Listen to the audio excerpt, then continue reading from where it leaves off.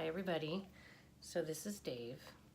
So we are foster parents for a mama dog and her 6 puppies. And so I thought it would be good to do a podcast on pets because people ask me all the time, should we get a pet? Should we not get a pet? Hi everyone, I'm Jennifer Colari. I'm a child and family therapist and a parenting coach and the founder of Connected Parenting. And welcome to the Connected Parenting Weekly Podcast. Join me every week and we'll tackle everything from temper tantrums to bedtime to sibling issues to teenage angst. Parenting can be so wonderful, but it can be so hard. Parents often say to me, hey, can you just come live at my house? This is the next best thing. Let's do this together. So here's the thing, it is a huge responsibility. And if you think your kids are going to do it, I mean, they can certainly help. And it's a good way for them to learn about responsibility and following through on things and how wonderful it is to care for another living being. But it really is going to be you doing the work. So you need to know that. Let's talk about the benefits first of pets. So oxytocin, which you know I'm very big on, and serotonin. Those are two, I mean, there's lots of wonderful reward chemicals, but those are two that really come to mind when you're looking after animals. They give a lot back, so when you're cuddling and you're looking after them and you're helping them, and your kids are putting their needs aside in order to care for this little being, it's really good for them, and you get those beautiful, beautiful reward chemicals. And remember that those actually block cortisol. Oh, is that a kiss? Thank you. I'm getting some oxytocin right now. So, I mean, those are wonderful things.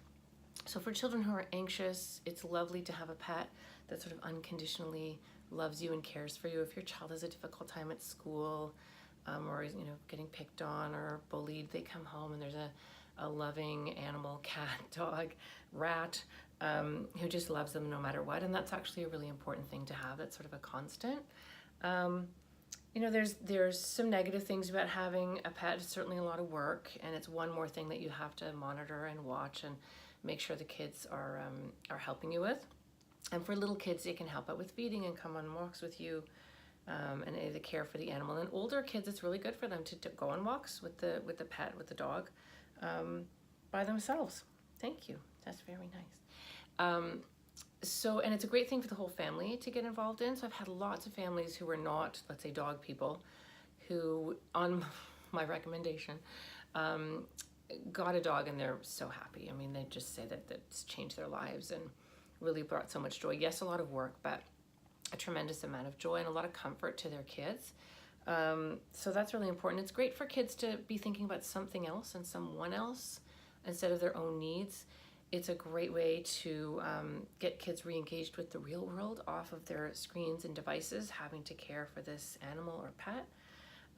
There's a lot of lessons that go along with looking after a pet. So especially if you have little pets like gerbils and hamsters and rats, they're lovely, but they don't live very long. So there's lots of lessons around getting attached and loving animals, and then when they die, sort of working that through and figuring that out. And I think it's really important to let your kids feel those losses, and that's where the mirroring comes in. You can really mirror them and comfort them and support them as they're going through this, instead of trying to go around or over or underneath the feelings.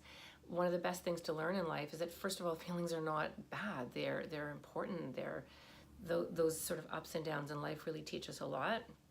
And through loss, we learn so much about appreciation and love and gratitude.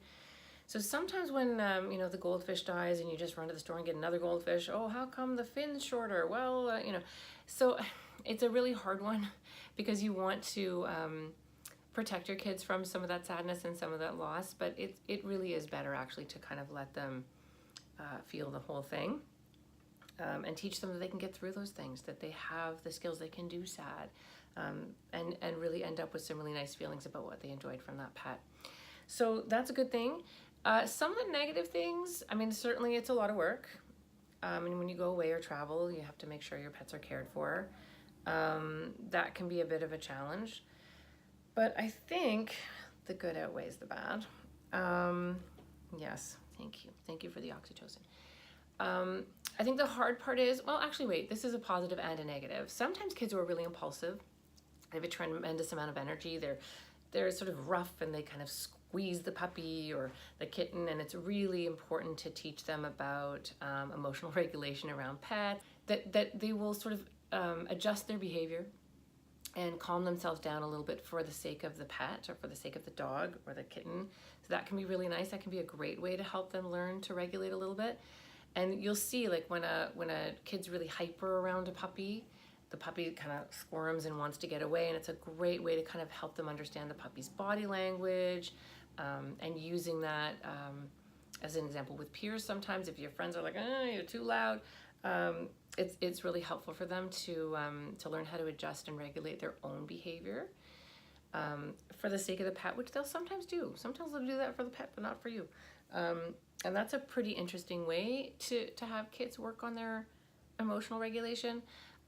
The other thing is what I call behavior matching. So this is something that they can do with their dog or their cat, but also with their friends. So if they are being really hyper and really being loud, and the pet is kind of like, you know, and you teach them the tail's between the legs and they've got kind of bug eyes. These are all body talk signals that's telling you that your pet is uncomfortable and this is a bit overwhelming for them. And they can learn to adjust their behavior, and I call it behavior matching. So if you're being hyper and your pet is not being hyper, then match their behavior. And they can do the same thing with their friends. If your friends are being really loud, then you can be really loud. If you're being really loud but your friends are being kind of quiet, you want to match their behavior. So it's really helping kids kind of use the cues of another person, in this case a pet, to try and regulate how they're feeling. Are you tired?